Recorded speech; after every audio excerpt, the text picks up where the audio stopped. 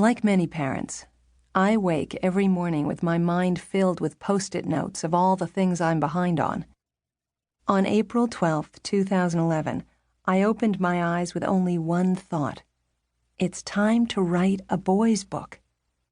For years, I've wanted to write a book for boys that would be a complement to one I'd written for girls, queen bees and wannabes.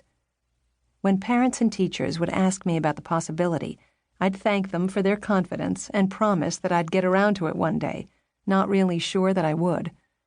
Ironically, my 2 children are both boys, which always gets a laugh when I'm introduced as an expert on girls.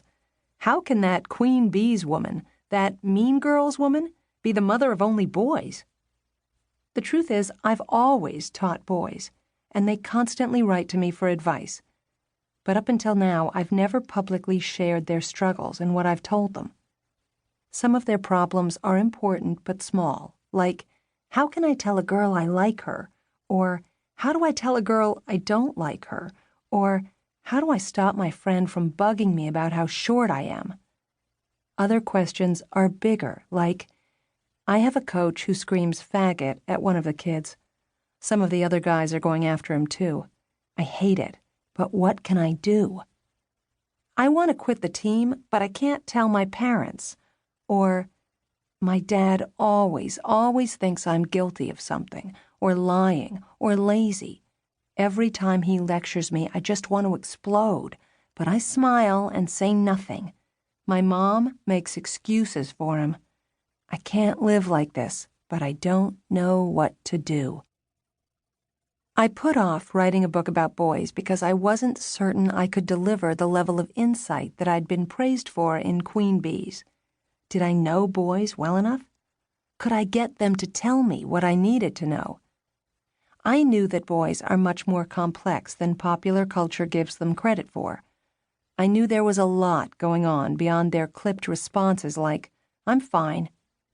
But I wasn't sure that I could write something that was equal to what boys, parents, and adults who care about boys need and deserve. I needed a sign. I got it when I was least expecting it.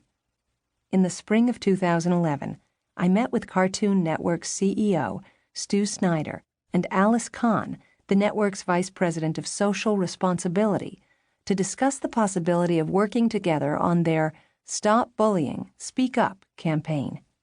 I'd brought along Emily Gibson, who helps me strategize new partnerships. As usual, Emily got right to the point. Stu, I'm really glad we're meeting, but I'm not sure I understand why.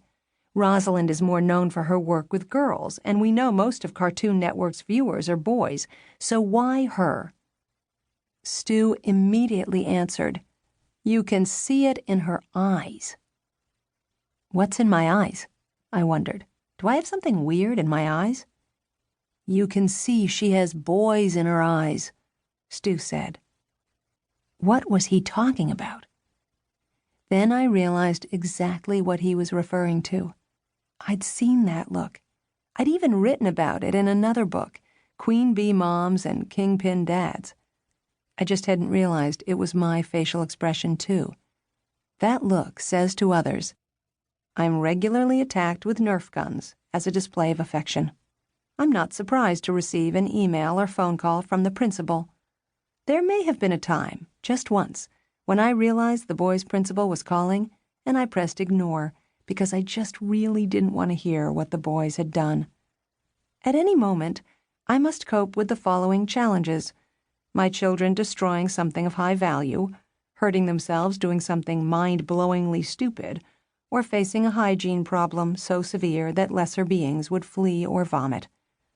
But because I'm these kids' mother, I'll hold them accountable, patch them back together, or bring them to someone who can, while shaking my head at the ridiculous reason we're at this place seeking help, and yes, I'll force these desecrators of bodily hygiene to clean up after themselves, even if they claim they can't smell anything wrong. I returned from my meeting in Atlanta, and the next morning I woke up ready to write. I had just needed someone on the outside to let me know I was ready. For Better and Worse, How I Started the Queen Bee, Mean Girl craze. There are a few more things to know about me, beyond that I have a reputation for working with girls.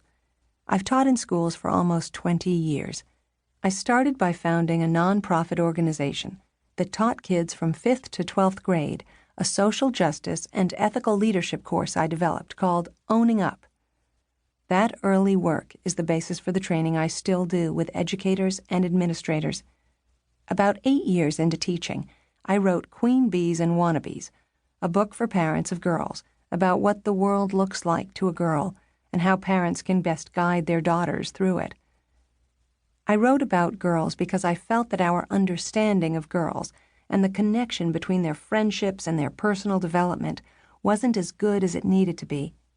By 2000, a lot had been written about girls, self-esteem, and body image, but I couldn't find anything intended for a general audience that spoke to girls' group dynamics.